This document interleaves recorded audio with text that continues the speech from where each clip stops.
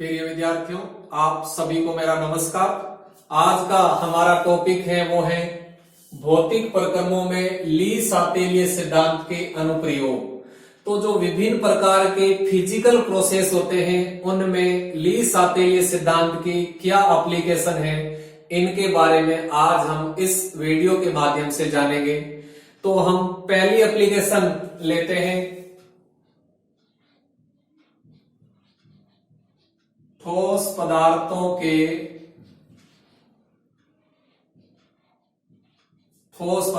के गलनांक पर दाब का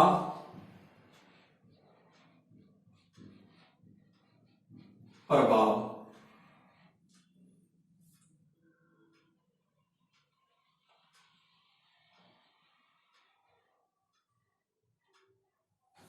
यानी विभिन्न प्रकार के ठोस पदार्थ होते हैं, उन ठोस पदार्थों के मेल्टिंग पॉइंट यानी गलनांक पर दाब का क्या प्रभाव पड़ता है, इसके बारे में हम ली सातेलिय सिद्धांत के आधार पर जान सकते हैं। देखो कैसे जानेंगे। देखिए, जब किसी ठोस पदार्थ को उष्मा देकर हम उसे लिक्विड फेज में लाते हैं, द्रव प्रावस्था में लाते हैं, तो उसके आयतन में क्या परिवर्तन होता है, आयतन घटता है या बढ़ता है। तो यहां हमारे सामने दो तरह की बातें आती हैं। पहली बात तो ये आती है कि अधिकांश ठोस पदार्थ ऐसे होते हैं जिनको जब हम हीट देकर लिक्विड फेज में यानी द्रव प्रावस्था में लाते हैं तब उनका आयतन यानी वॉल्यूम है वो बढ़ जाता है। वहीं कुछ ठोस पदार्थ ऐसे भी होते हैं जिनको जब हम हीट देकर लिक्विड फेज में लाते हैं तब उनका आयतन है यानी वॉल्यूम है वो कम हो जाता है, घट जाता है। तो यहां हम इन दोनों बातों को लेकर गलनांक पर दाब का प्रभाव ली सातेलिय सिद्धांत के आधार पर जानते हैं। देखो,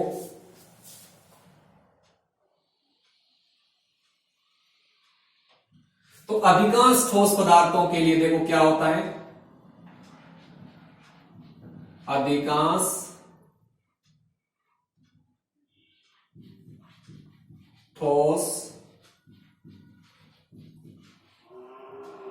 पदार्थों के लिए यहां हम जो बात करेंगे वो अधिकांश ठोस पदार्थों पर लागू होगी। तो देखिए, अधिकांश ठोस पदार्थ ऐसे होते हैं जिनको जब हम हीट देकर यानी उष्मा देकर लिक्विड फेज में यानी द्रव प्रावस्था में लाते हैं तब उनका आयतन है वो बढ़ जाता है, आयतन है वो इंक्रीज हो जाता है। इसका अर्थ हुआ कि यहां आयतन कम है और यहां आयतन अधिक है। तो अधिकांश ठोस पदार्थों पे ये बात लागू होती है, ध्यान रखना कि जब हम पदार्थ को हीट देकर सॉलिड फेज से लिक्विड फेज में लाते हैं तो उनका वॉल्यूम यानी आयतन है वो बढ़ जाता है, आयतन है वो इंक्रीज हो जाता है।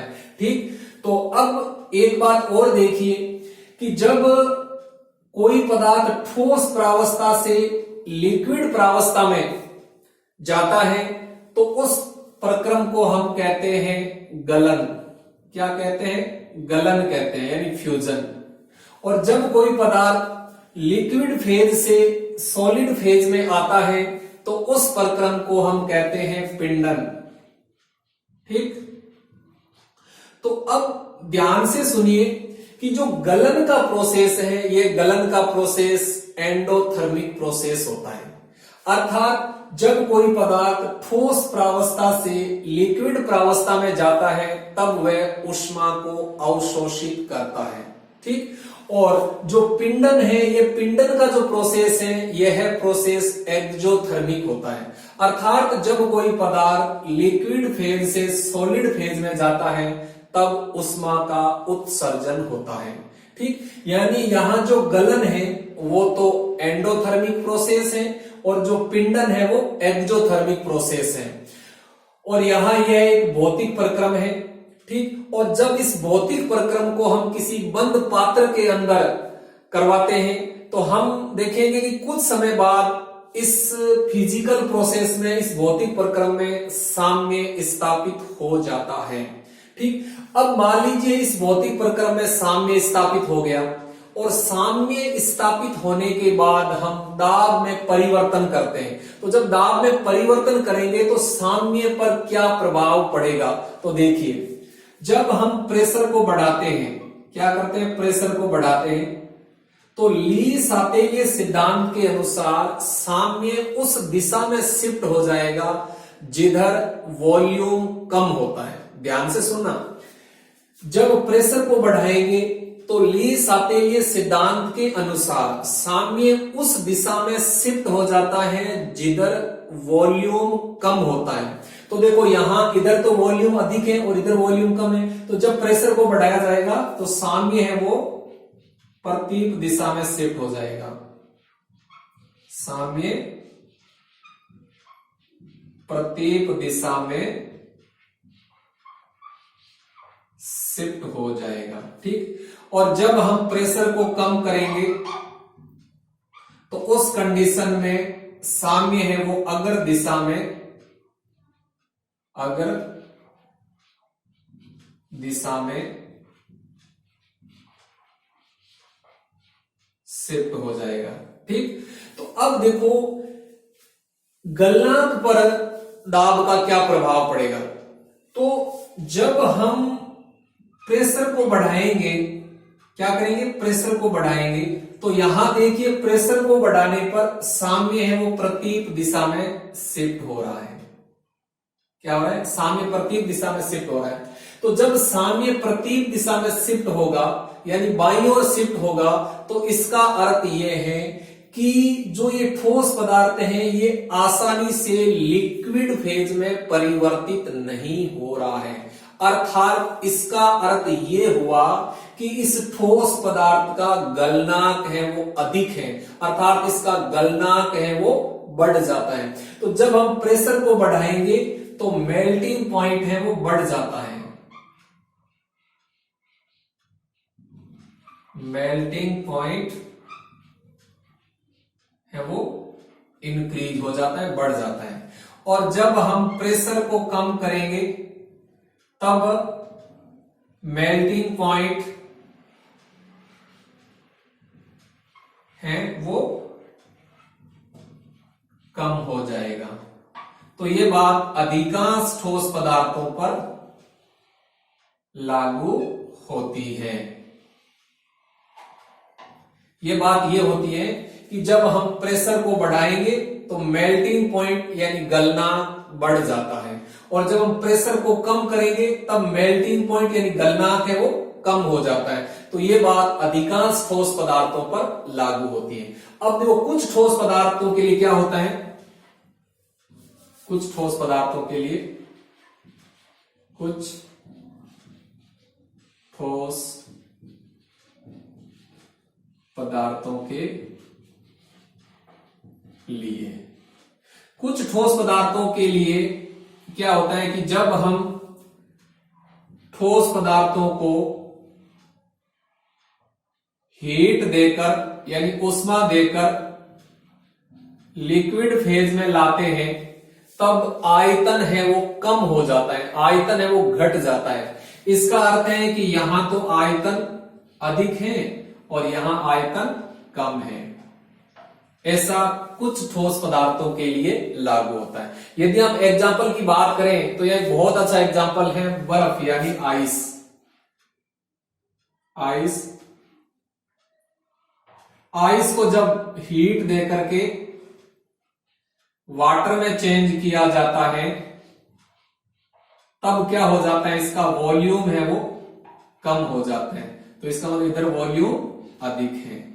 ठीक, अब मान लीजिए ये भौतिक प्रक्रम एक बंद पात्र में हम करवा रहे हैं, तो हम देखेंगे कुछ समय पश्चात इस भौतिक प्रक्रम में साम्य स्थापित हो जाता है। अब मान लीजिए इस भौतिक प्रक्रम के अंदर साम्य स्थापित हो गया और साम्य स्थापित होने के बाद हम दाब में परिवर्तन करते हैं तो साम्य भी प्रभावित होगा। किस तरह से होगा देखो, यदि हम प्रेशर को बढ़ाएंगे, यहां क्या करेंगे, प्रेशर को बढ़ाएंगे तो ली सातेलिय सिद्धांत के अनुसार साम्य उस दिशा में शिफ्ट हो जाएगा जिधर वॉल्यूम कम होता है, क्योंकि यहां हम प्रेशर को बढ़ा रहे हैं, तो प्रेशर को बढ़ाने से साम्य उस दिशा में शिफ्ट होगा जिधर वॉल्यूम कम होता है, आयतन कम होता है। तो देखो यहां आयतन कम अगर दिशा में, तो प्रेशर बढ़ाने पर साम्य अगर दिशा में शिफ्ट हो जाएगा, अगर दिशा में शिफ्ट हो जाएगा।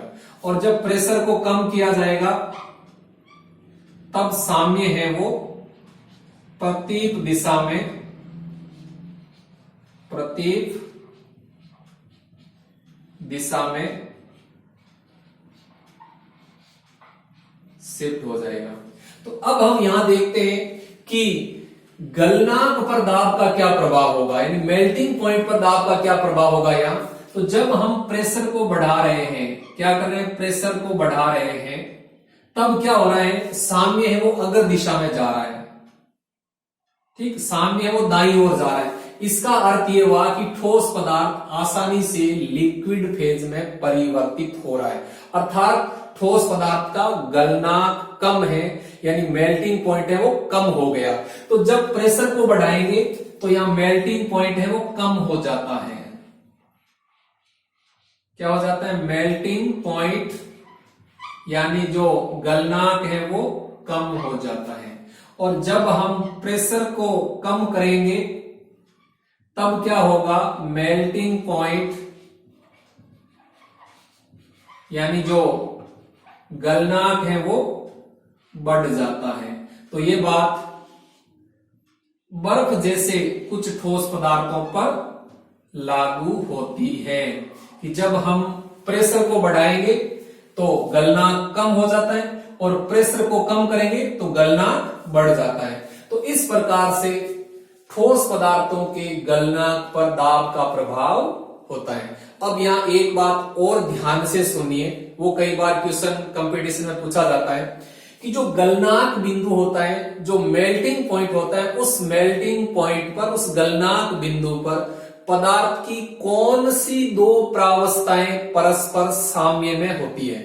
तो वो दो प्रावस्थाएं होती है सॉलिड फेज और लिक्विड फेज, यानी सॉलिड फेज एवं लिक्विड फेज, ये दोनों प्रावस्थाएं गलनांक बिंदु पर अथवा फ्रीजिंग पॉइंट पर परस्पर साम्य में होती है।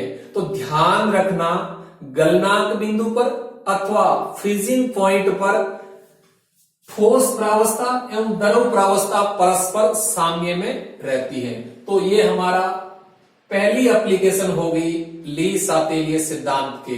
अब हम दूसरी एप्लीकेशन लेते हैं।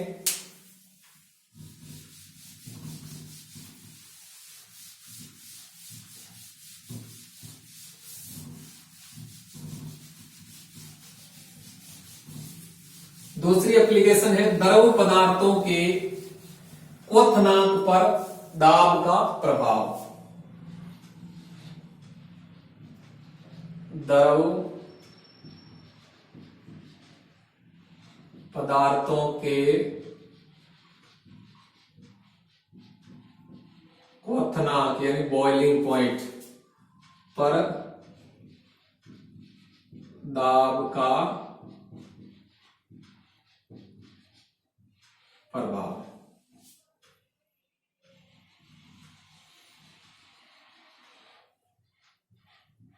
ठीक, यानी द्रव पदार्थों के क्वथनांक पर दाब का क्या प्रभाव होता है, यह भी हम ली सातेलिय सिद्धांत के आधार पर जान सकते हैं। देखो कैसे, जब किसी द्रव पदार्थ को हीट देकर उसे वेपर फेज में लाया जाता है, यानी वाष्प प्रावस्था में बदला जाता है, तब वॉल्यूम बढ़ जाता है। क्या हो जाता है, वॉल्यूम बढ़ जाता है। इस बात को अच्छी तरह से ध्यान में रखना। तो इसका अर्थ है कि यहां तो वॉल्यूम कम है और यहां वॉल्यूम अधिक है। ठीक, अब देखो, जब कोई पदार्थ लिक्विड फेज से वेपर फेज में जाता है, यानी द्रव प्रावस्था से गैसीय प्रावस्था में जाता है या वाष्प प्रावस्था में जाता है, तो उसे हम वाष्पन कहते हैं, वेपोराइजेशन। ठीक। और जब कोई पदार्थ वेपर फेज से लिक्विड फेज में आता है, यानी गैसीय प्रावस्था से द्रव प्रावस्था में आता है, तो उस प्रोसेस को हम कहते हैं संघनन, यानी कंडेंसेशन। ठीक। तो दोनों बातें याद रखना, वाष्पन क्या होता है और संघनन क्या होता है। वाष्पन का अर्थ है द्रव का वाष्प में बदलना और संघनन का अर्थ है वाष्प का द्रव में बदलना। ठीक। अब देखो ये जो वाष्पन प्रोसेस है, जो वाष्पन प्रक्रम है, यह एंडोथर्मिक होता है, यानी उष्मा शोषी होता है। अर्थात जब कोई पदार्थ लिक्विड फेज से वेपर फेज में जाता है, यानी द्रव प्रावस्था से वाष्प प्रावस्था में जाता है, तब उष्मा का अवशोषण करता है, यानी उष्मा है वो अवशोषित होती है। ठीक। तो वाष्पन एंडोथर्मिक प्रोसेस होता है और संघनन है वो एक्सोथर्मिक प्रोसेस है। अर्थात जब कोई पदार्थ वेपर फेज से लिक्विड फेज में आता है, तब उष्मा का उत्सर्जन करता है। तो संघनन है वो एक्सोथर्मिक प्रोसेस है। तो यह ध्यान रखना अच्छी तरह से, वाष्पन और संघनन दोनों एक दूसरे के अपोजिट होते हैं। वाष्पन तो एंडोथर्मिक प्रोसेस है, जबकि संघनन है वो एक्सोथर्मिक प्रोसेस है। अब यह एक भौतिक प्रक्रम है और यह भौतिक प्रक्रम जब किसी बंद पात्र में होता है, तो कुछ समय के पश्चात इस भौतिक प्रक्रम के अंदर, इस फिजिकल प्रोसेस के अंदर साम्य स्थापित हो जाता है। ठीक। अब मान लीजिए यहां साम्य स्थापित हो गया और साम्य स्थापित होने के बाद क्या किया जा रहा है कि दाब में परिवर्तन किया जा रहा है। तो जब दाब में परिवर्तन करेंगे तो साम्य में किस प्रकार से परिवर्तन होगा, देखो जब यहां प्रेशर को बढ़ाया जाएगा तो ली सातेलिय सिद्धांत के अनुसार साम्य उस दिशा में शिफ्ट हो जाएगा जिधर वॉल्यूम कम होता है। तो देखो यहां वॉल्यूम कम इधर है प्रतीक दिशा में, इधर वॉल्यूम कम है, इधर वॉल्यूम अधिक है। तो जब प्रेशर को बढ़ाया जाएगा तो साम्य क्या होगा, प्रतीक दिशा में शिफ्ट हो जाएगा। साम्य प्रतीक दिशा में शिफ्ट हो जाएगा। और जब प्रेशर को कम किया जाएगा तब साम्य अग्र दिशा में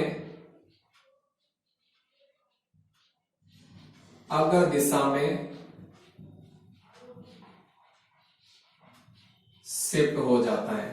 यह होता है ली सातेलिय सिद्धांत के अनुसार। ठीक। अब देखो क्वथनांक पर दाब का क्या प्रभाव पड़ेगा। यहां हम देखो प्रेशर को बढ़ा रहे हैं, तो जब हम प्रेशर को बढ़ा रहे हैं तब साम्य प्रतीक दिशा में जा रहा है।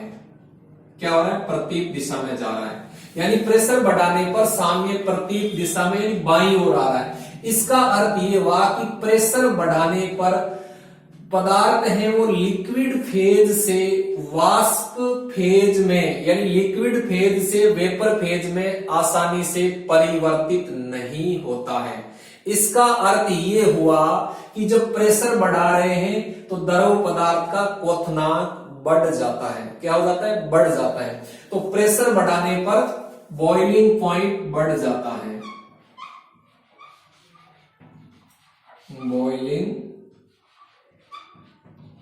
पॉइंट यानी क्वथनांक है वो बढ़ जाता है। और जब हम प्रेशर कम करेंगे तो उस कंडीशन में बॉइलिंग पॉइंट वो कम हो जाएगा। तो ये द्रव पदार्थों के क्वथनांक यानी बॉइलिंग पॉइंट पर दाब का प्रभाव होता है। यानी जब प्रेशर बढ़ाया जाएगा तो बॉइलिंग पॉइंट यानी क्वथनांक बढ़ जाता है, और जब प्रेशर को कम किया जाता है तब बॉइलिंग पॉइंट कम हो जाता है। तो इस प्रकार से द्रव पदार्थों के क्वथनांक पर दाब का प्रभाव होता है। अब एक बात ध्यान से सुनिए कि प्रेशर कुकर है वो इसी सिद्धांत पर कार्य करता है। प्रेशर कुकर में क्या होता है कि जब प्रेशर बढ़ता है तो उस समय पानी का क्वथनांक बढ़ जाता है, पानी का बॉइलिंग पॉइंट बढ़ जाता है। और जब पानी का बॉइलिंग पॉइंट बढ़ जाता है तो उस कंडीशन में क्या होता है, पानी के अंदर खाद्य सामग्री है वो आसानी से पक जाती है, बल्कि खाद्य सामग्री जलती नहीं है। तो प्रेशर कुकर इसी सिद्धांत पर कार्य करता है। यहां एक बात और ध्यान रखना कि जो क्वथनांक बिंदु होता है, जो बॉइलिंग पॉइंट होता है, उस बॉइलिंग पॉइंट पर पदार्थ की लिक्विड फेज और वेपर फेज परस्पर साम्य में रहती है। तो इस प्रकार से द्रव पदार्थों के क्वथनांक पर दाब का प्रभाव है वो हम ली सातेलिय सिद्धांत के आधार पर आसानी से समझ सकते हैं। तो ये होगी दूसरी एप्लीकेशन। अब हम तीसरी एप्लीकेशन लेते हैं।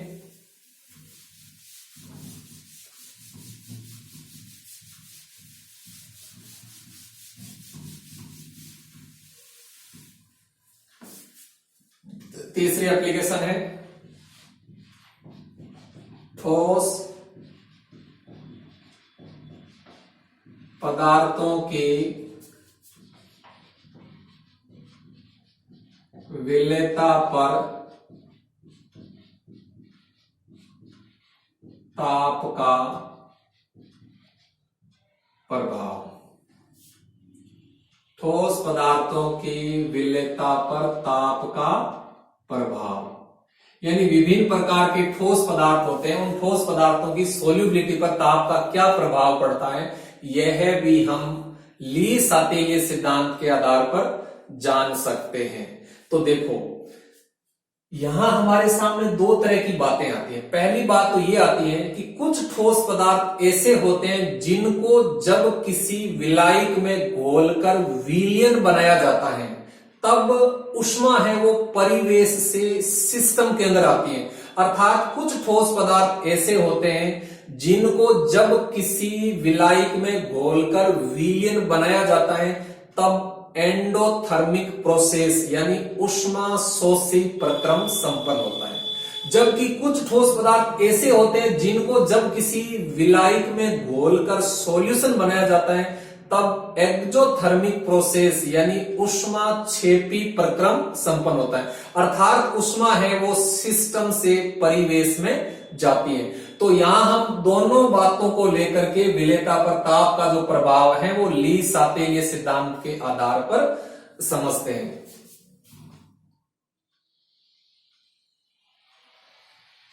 तो देखो पहली बात होती है ठोस का विलायक में घुलना। मान लीजिए एक्जोथर्मिक प्रोसेस है। कौन सा प्रोसेस है? एक्जोथर्मिक यानी ऊष्मा क्षेपी प्रक्रम है। तो इस कंडीशन में ठोस की विलेयता पर ताप का क्या प्रभाव होता है? देखो ठोस पदार्थ उसको विलायक में घोला और विलयन बनाया तो यहां ऊष्मा है वो मुक्त हो रही है यानी ऊष्मा है वो निकाय से परिवेश में जा रही है।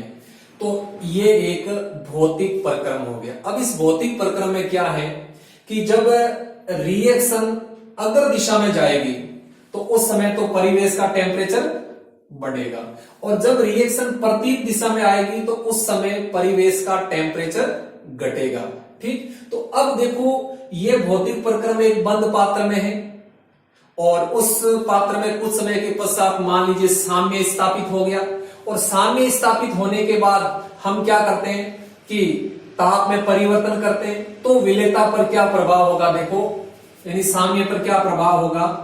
यदि हम टेम्परेचर को बढ़ा देते हैं, क्या कर देते हैं? टेम्परेचर को बढ़ा देते हैं तो ली सातेलिय सिद्धांत के अनुसार साम्य उस दिशा में शिफ्ट हो जाएगा जिस तरफ एंडोथर्मिक कंडीशन है, अर्थात जिस तरफ शिफ्ट होने से परिवेश का टेम्परेचर कम होता हो। तो देखो यहां इस रिएक्शन जब अगर दिशा में जाएगी तब तो टेम्परेचर बढ़ेगा, परिवेश का, और जब रिएक्शन प्रतीक दिशा में आएगी तब परिवेश का टेम्परेचर घटेगा। तो यहां हम क्या करें, टेम्परेचर बढ़ा रहे हैं, तो जब हम यहां टेम्परेचर बढ़ाएंगे तो साम्य क्या करेगा, साम्य है वो प्रतीक दिशा में शिफ्ट हो जाएगा, प्रतीक दिशा में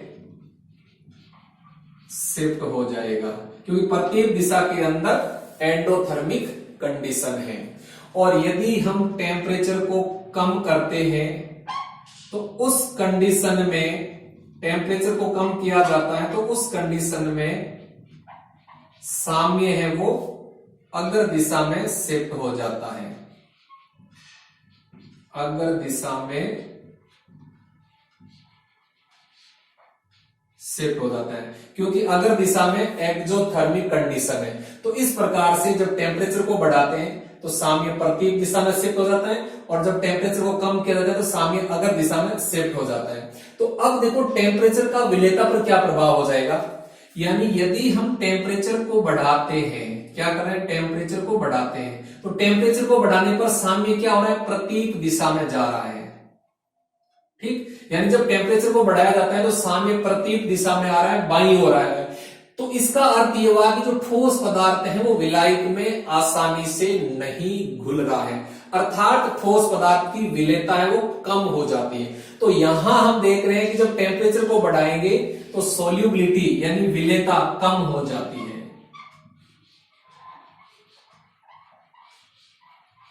सोल्यूबिलिटी यानी विलेयता है वो कम हो जाती है। ठीक, और जब हम टेम्परेचर को कम करेंगे तो उस कंडीशन में सोल्यूबिलिटी यानी विलेयता है वो बढ़ जाती है। तो ये विलेयता पर ताप का प्रभाव हो गया। ठीक, उन ठोस पदार्थों के लिए जिन ठोस पदार्थों को विलायक में घोलने पर ऊष्मा मुक्त होती है यानी एक्सोथर्मिक प्रोसेस होता है, उनमें टेम्परेचर को बढ़ाएंगे तो विलेयता कम हो जाती है, और टेम्परेचर को कम करेंगे तो विलेयता बढ़ जाती है। ठीक, तो अब हम दूसरा प्रकार लेते हैं जिसमें क्या होता है, ठोस का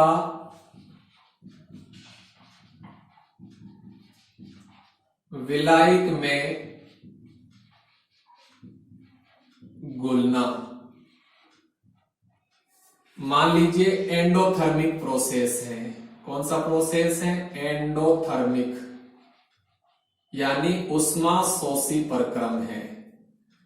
ठीक, तो अब देखो इस कंडीशन में ठोस पदार्थ की विलेयता पर ताप का क्या प्रभाव होगा। तो ठोस पदार्थ उसको विलायक में घोलकर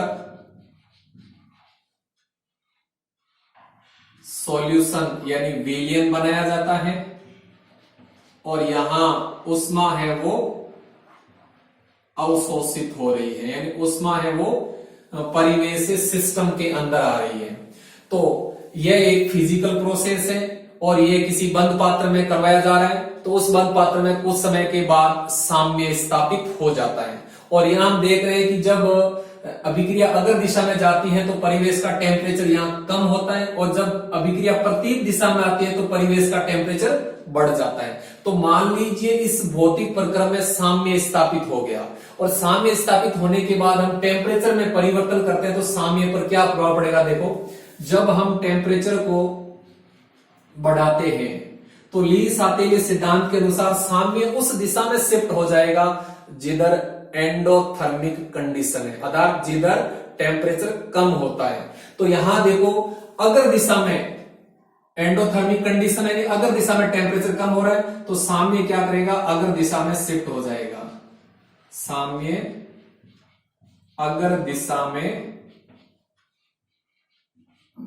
शिफ्ट हो जाएगा।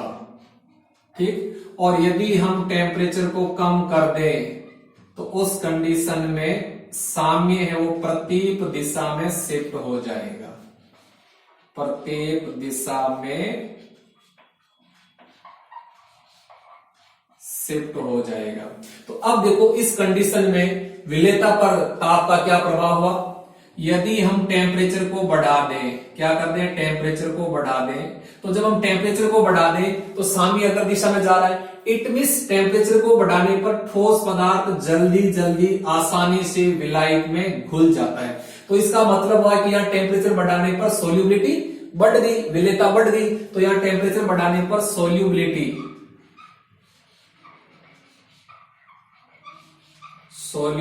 है वो बढ़ जाती है। और जब टेम्परेचर को कम किया जाता है तब विलेयता यानी सोल्यूबिलिटी है वो कम हो जाती है। तो ये उन ठोस पदार्थों की विलेयता पर ताप का प्रभाव हो गया जिनको विलायक में घोलकर विलयन बनाने पर एंडोथर्मिक प्रोसेस संपन्न होता है। तो इस प्रकार से ठोस पदार्थों की विलेयता पर ताप का प्रभाव है वो हम इन दोनों कंडीशन में ली-सापेले सिद्धांत के आधार पर आसानी से समझ सकते हैं। तो आज इस वीडियो के माध्यम से हमने 3 भौतिक प्रक्रमों में ली-सापेले सिद्धांत की एप्लीकेशन के बारे में जाना, आपको समझ में आया होगा। अब आप असाइनमेंट के लिए क्वेश्चन नोट कीजिए। तो क्वेश्चन लिखिए आप, निम्न भौतिक प्रक्रमों के लिए, निम्न भौतिक प्रक्रमों के लिए ली-सापेले सिद्धांत के अनुसार ताप एवं दाब की अनुकूल परिस्थिति बताइए। दोबारा सुनिए, निम्न भौतिक प्रक्रमों के लिए ली-सापेले सिद्धांत के अनुसार ताप एवं दाब की अनुकूल परिस्थिति बताइए। ठीक, तो पहला भौतिक प्रक्रम ले लीजिए आप, गलन। दूसरा ले लीजिए आप वाष्पन। तीसरा ले लीजिए आप संघनन। और चौथा ले लीजिए आप पिंडन। ठीक, इन भौतिक प्रक्रमों के लिए आपको ली-सापेले सिद्धांत के आधार पर ताप एवं दाब की अनुकूल परिस्थिति बतानी है। धन्यवाद, थैंक यू।